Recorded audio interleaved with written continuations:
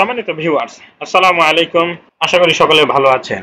ভিডিওটির বিষয়বস্তু হচ্ছে রিজিক বৃদ্ধির জন্য যেসব আমল জরুরি। প্রিয় দর্শক, আপনারা ভিডিওটি শেষ পর্যন্ত দেখতে থাকুন, তাহলে কোরআন ও সুন্নাহর আলোকে আপনারা জানতে পারবেন রিজিক বৃদ্ধির জন্য আমাদের কি কি আমল করা প্রয়োজন।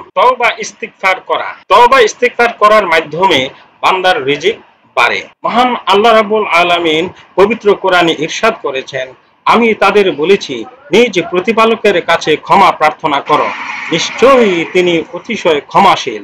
তিনি আকাশ থেকে তোমাদের উপর প্রচুর বৃষ্টি বর্ষণ করবেন এবং তোমাদের ধন সম্পদ ও সন্তান সন্ততিতে উন্নতি দান করবেন এবং তোমাদের বাগিচা এবং নদীনালা দান করবেন। দলিল পবিত্র কুরআনুল কারীমের সূরা নূহ আয়াত নং 10 থেকে 12, সূরা ওয়াকিয়া আয়াত নং 82।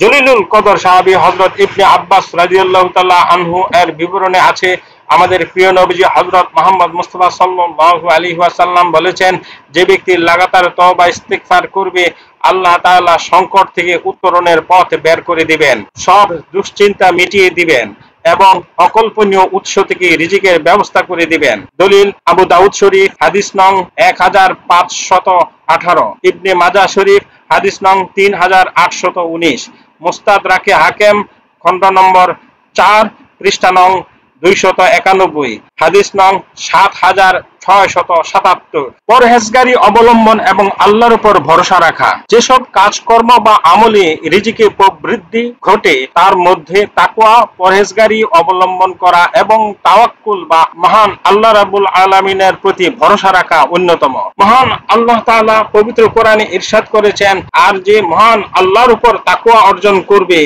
এবং আল্লাহ তার জন্য উত্তরণের পথ বের করে দিবেন এবং তিনি তাকে এমন উৎস থেকে রিজিক দান করবেন যার কল্পনাও সে করতে পারবে না। দলিল পবিত্র কোরআনুল কারীমের সূরা সাদ আয়াত নং 35।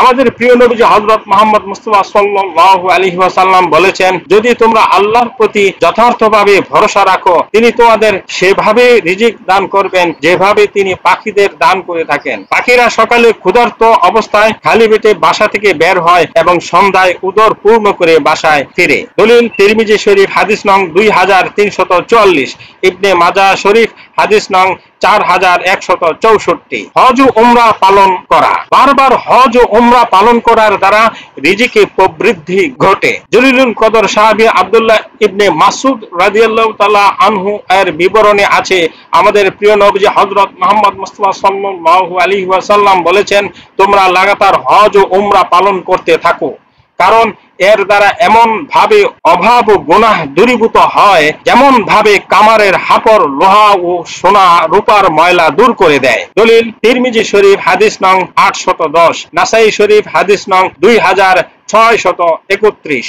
হিজরত করা এবং জিহাদে অংশ নেওয়া। মহান আল্লাহ তাআলার রাস্তায় জিহাদ করা ও জিহাদে অংশগ্রহণ করার দ্বারা রিজিকে বরকত হয়। মহান আল্লাহ রাব্বুল আলামিন পবিত্র কোরআনে ইরশাদ করেছেন, আর যে ব্যক্তি মহান আল্লাহ রাব্বুল আলামিনের রাস্তায় হিজরত করবে, জমিনে বহু আশ্রয়স্থল ও সচ্ছলতা পাবে সে। দলিল পবিত্র কোরআনুল কারীমের সূরা নিসা আয়াত নং 100। জলিলুল কদর সাহাবী হযরত ইবনে আব্বাস রাদিয়াল্লাহু তাআলা আনহু এর বর্ণনায় আছে, আমাদের প্রিয় নবীজি হযরত মুহাম্মদ মুস্তাফা সাল্লাল্লাহু আলাইহি ওয়াসাল্লাম বলেছেন, আমার বর্ষার ছায়াতলে আমার রিজিক রাখা হয়েছে। দলিল মুসনাদে আহমদ শরীফ হাদিস নং 5667, বাইহাকি শরীফ হাদিস নং 1154। সময় মতো নামাজ আদায় এবং ইবাদতের জন্য নিজেকে মুক্ত করা। সময় মতো দৈনিক 5 ওয়াক্ত নামাজ আদায় করলে রিজিক বাড়ে। নামাজ আদায় করার ফাঁকে ফাঁকে কাজ ও ব্যবসা বাণিজ্য করতে হবে। কাজ ও ব্যবসা বাণিজ্য করার ফাঁকে ফাঁকে নামাজ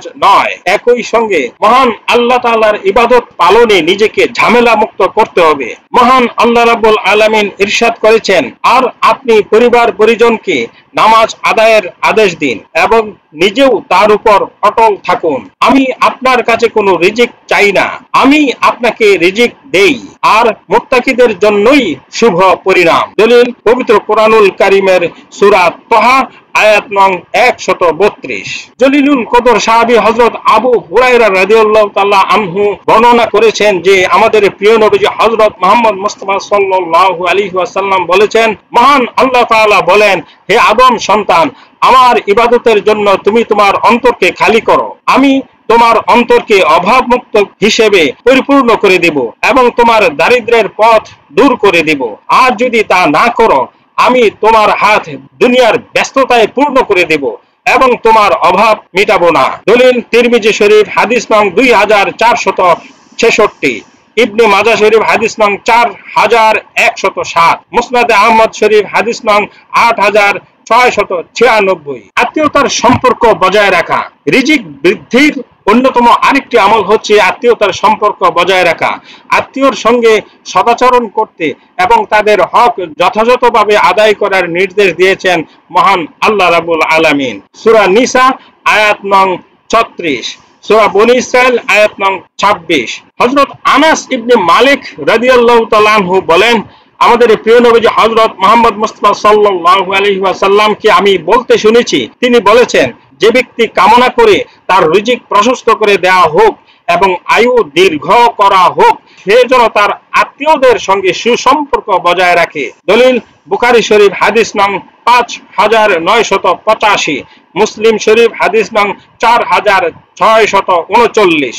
মহান আল্লাহর রাস্তায় ব্যয় এবং দান সদকা করা। মহান আল্লাহ রাব্বুল আলামিনের রাস্তায় ব্যয় এবং দান সদকা করার মাধ্যমে রিজিক বাড়ে। মহান আল্লাহ তাআলা পবিত্র কোরআনে ইরশাদ করেছেন, আর তোমরা যা কিছু আল্লাহর জন্য ব্যয় করো তিনি তার বিনিময় দিবেন, তিনি উত্তম রিজিক দাতা। দলিল পবিত্র কোরআনুল কারীমের সূরা সাবা আয়াত নং 39। আমাদের প্রিয় নবীজি হযরত মুহাম্মদ মুস্তাফা সাল্লাল্লাহু আলাইহি ওয়াসাল্লাম বলেছেন, প্রতিদিন সকালে দুজন ফেরেশতা অবতরণ করে। তাদের একজন বলে, হে মহান আল্লাহ, দানকারীকে তার দানের জন্য উত্তম প্রতিদান দিন। অপরজন বলে, হে মহান আল্লাহ রাব্বুল আলামিন, কৃপণকে ধ্বংস করে দিন। দলিল বুখারী শরীফ হাদিস নং 1442, মুসলিম শরীফ হাদিস নং 1010। শুকর আদায় বা কৃতজ্ঞতা প্রকাশ। শুকর আদায় বা কৃতজ্ঞতা প্রকাশ যেসব কাজকর্ম বা আমলে রিজিক বাড়ে তার মধ্যে অন্যতম হলো মহান আল্লাহ রাব্বুল আলামিন আমাদেরকে যেসব নিয়ামত দান করেছেন তার শুকর আদায় করা বা কৃতজ্ঞতা প্রকাশ করা। কারণ শুকর আদায় করার দ্বারা নিয়ামত বৃদ্ধি পায়। মহান আল্লাহ তাআলা পবিত্র কোরআনে ইরশাদ করেছেন, যদি তোমরা শুকর আদায় করো তবে আমি অবশ্যই তোমাদের নিয়ামত বাড়িয়ে দিব, আর যদি তোমরা অকৃতজ্ঞ হও নিশ্চয়ই আমার আযাব বড় কঠিন। দলিল পবিত্র কোরআনুল কারীমের সূরা ইব্রাহিম আয়াত নং 7। বিয়ে করা।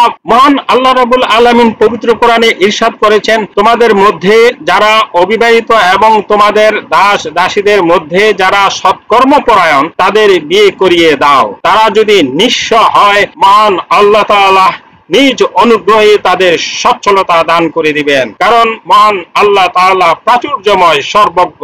দলিল পবিত্র কোরআনুল কারীমের সূরা নূর আয়াত নং 32। আমাদের প্রিয় নবীজি হযরত মুহাম্মদ মুস্তাফা সাল্লাল্লাহু আলাইহি ওয়াসাল্লাম বলেছেন, তিন শ্রেণীর মানুষকে সাহায্য করাকে মহান আল্লাহ তাআলা নিজ দায়িত্ব হিসেবে নির্ধারণ করেছেন। তিন শ্রেণীর মধ্যে অন্যতম হলো বিয়ে করতে আগ্রহী সেই ব্যক্তি যিনি বিয়ে করে পবিত্র জীবনযাপন করতে ইচ্ছুক। দলিল তিরমিজি শরীফ হাদিস নং 1655, ইবনে মাজাহ শরীফ হাদিস নং 2518। গরিব অসহায়ের প্রতি সদয় হওয়া। যেসব কাজকর্ম বা আমলে রিজিক বাড়ে তার অন্যতম হলো গরিব অসহায় মানুষের প্রতি সদয় হওয়া। রাস্তাঘাটে গরিব অসহায় মানুষকে হাত বাড়াতে দেখলেই সবাইকে এক পাল্লায় মেপে খারাপ আচরণ করা থেকে বিরত থাকতে হবে। মহান আল্লাহ তাআলা পবিত্র কোরআনে ইরশাদ করেছেন, তাদের অর্থাৎ ধনী লোকদের সম্পদে প্রার্থী অর্থাৎ দরিদ্র ও বঞ্চিতদের অধিকার রয়েছে। দলিল পবিত্র কোরআনুল কারীমের সূরা জারিয়াত আয়াত নং 19। আমাদের প্রিয় নবীজি হযরত মুহাম্মদ মুস্তাফা সাল্লাল্লাহু আলাইহি ওয়াসাল্লাম বলেছেন, তোমাদের মধ্যে থাকা দুর্বলদের কারণে তোমাদের সাহায্য করা হয় এবং রিজিক প্রদান করা হয়। দলিল বুখারী শরীফ হাদিস নং 2896। মহান আল্লাহ রাব্বুল আলামিনের কাছে সাহায্য প্রার্থনা করা। যেসব কাজকর্ম বা আমলে রিজিক বাড়ে এর মধ্যে অন্যতম হলো মহান আল্লাহ তাআলার কাছে প্রার্থনা করা। কারণ আমরা এমন এক স্রষ্টার সৃষ্টি যিনি চাইলে খুশি, না চাইলে অখুশি। মহান আল্লাহ তাআলা পবিত্র কোরআনে ইরশাদ করেছেন, তোমরা আমাকে ডাকো, আমি তোমাদের ডাকে সাড়া দিব। সূরা মুমিন আয়াত নং ৭। জলিলুল কদর সাহাবী আব্দুল্লাহ ইবনে মাসউদ রাদিয়াল্লাহু তাআলা আনহু এর বিবরণে আছে, আমাদের প্রিয় নবীজি হযরত মুহাম্মদ মুস্তাফা সাল্লাল্লাহু আলাইহি ওয়াসাল্লাম বলেছেন, যে ব্যক্তি অভাবে পতিত হওয়ার পর মানুষের কাছে সুপর্দ করে, অর্থাৎ অভাব দূরীকরণে মানুষের উপর নির্ভরশীল হয়, তার অভাব মোচন করা হয় না। পক্ষান্তরে যে ব্যক্তি অভাবে পতিত হওয়ার পর প্রতিকারের জন্য মহান আল্লাহ রাব্বুল আলামিনের উপর নির্ভরশীল হয়, দোয়া প্রার্থনা করে অবিলম্বে অথবা বিলম্বে মহান আল্লাহ তাআলা তাকে রিজিক দান করবেন। দলিল তিরমিজি শরীফ হাদিস নং 2896 ও 2326, মুসনাদে আহমদ শরীফ হাদিস নং 4219। রিজিক অর্জনের চেষ্টায় থাকা। মহান আল্লাহ তাআলা পবিত্র কোরআনে ইরশাদ করেছেন, অতঃপর নামাজ সমাপ্ত হলে তোমরা পৃথিবীতে অর্থাৎ জমিনে ছড়িয়ে পড়ো আর মহান আল্লাহ রাব্বুল আলামিনের অনুগ্রহ অর্থাৎ রিজিক সন্ধান করো, মহান আল্লাহকে অধিক পরিমাণে স্মরণ করো যাতে তোমরা সফল কাম হও। দলিল পবিত্র কোরআনুল কারীমের সূরা জুমা আয়াত নং 10। আমাদের প্রিয় নবীজি রাসূল পাক সাল্লাল্লাহু আলাইহি ওয়াসাল্লাম বলেছেন, তোমাদের মধ্যে কেউ যদি রশি নিয়ে সকালবেলা পাহাড়ের দিকে বের হয়, এরপর লাকড়ি সংগ্রহ করে তা বিক্রি করে জীবিকা নির্বাহ করে এবং দানও করে, মানুষের কাছে হাত পাতার চেয়ে তার জন্য এটা উত্তম। দলিল বুখারী শরীফ হাদিস নং 1480, মুসলিম শরীফ হাদিস নং 1042।